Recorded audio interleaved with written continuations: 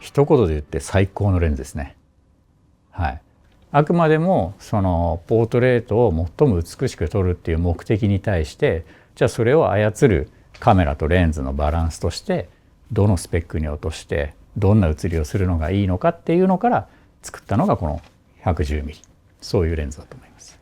本当最強なんですよね。火の打ちどころがないっていうか、まずピント面はもう非常にシャープ。どんな細い髪の毛の質感とかであっても、柔らかさを保ったまんま、完璧に改造します。それでいてボケですね。フルサイズ換算すると 87mm 相当かなぐらいになる。なんですけど、あくまでも焦点距離は110なんですよ。ってことはその被写体と背景の圧縮感っていうのは 110mm の圧縮感が出てくるんですね。これはもうフルサイズの 85mm とは全然違うんですよ。もっと被写体が浮いてくる。その主要被写体、特にポートレート、人物のその周りを取り囲むその空気までも映るような、感じ。やっぱこれはフルサイズではこういう写りは絶対しないなっていうところがこの 110mm は簡単にできちゃう。これからどんどんこの110の魅力っていうのを知ってほしいですね。When doing portrait work in the studio, I really enjoy having a slightly longer focal length, and the GF110 has been just a perfect match for the way I work. It's sharp, but it also has a soft side to it. It has a lot of character, and it just basically makes people look good. The bokeh of the 110 is really nice. I think it's really beautiful. For me, when I work, the eyes are always the focal point, and the combination of the face detection, hitting the focus where you want it, and it kind of just draws you into the character of the person that you're working with. It's just a perfect system for my kind of work. If you do a lot of professional studio work, I don't think you can get any better. We work for a lot of high-end clients who demand the very best image quality that you can deliver. For me, the 110 it just checks all the boxes. It's a very high resolution lens. It plays very well with the GFX sensor, and it has that character. That it has something that's a little bit hard to define, but I just really love what comes out of it. It's just my go-to lens. I just end up with it all the time. Like sometimes I'm supposed to be closer, and I just move back just to use that lens. I really like it. I like the perspective of it. If I could choose one lens, it would be the one. This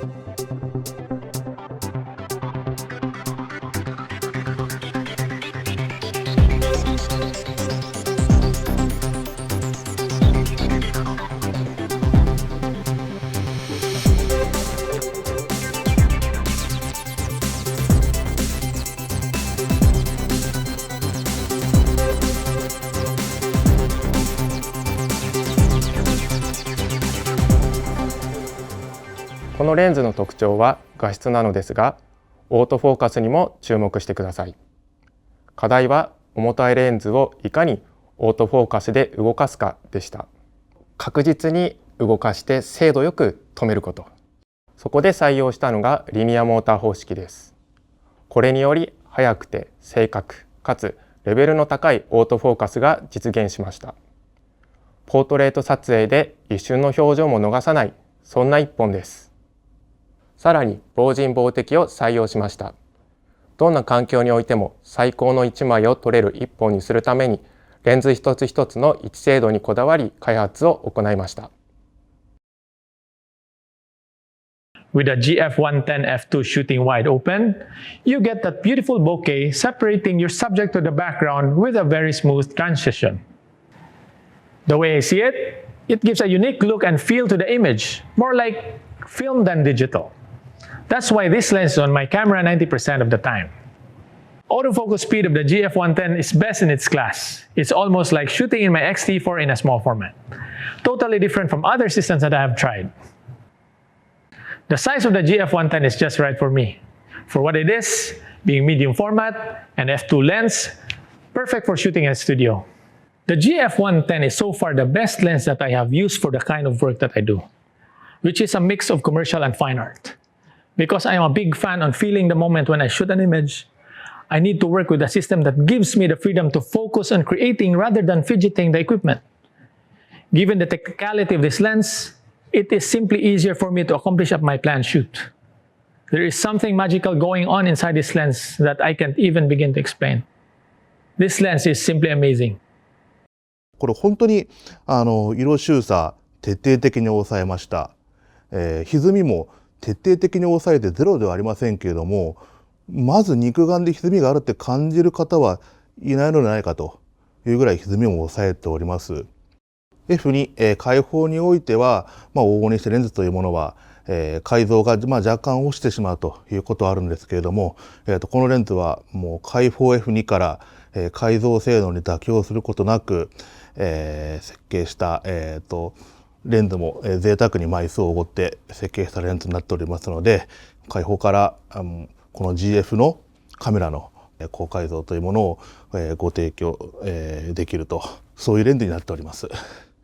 私がやっぱり一番感じるのは立体感ですかね。その立体感っていうのは高画素とレンズの高解像の掛け算から来るものと思っています。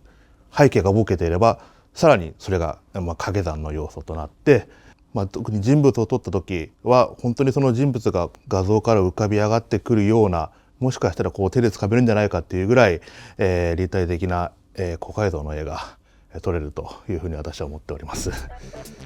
欠点らしい欠点が浮かび上がってこない、なんていうんですかね、例えて言うならば濁り気のないその水のような非常にクリアな、画像が得られる、そういったレンズだと私は思っております。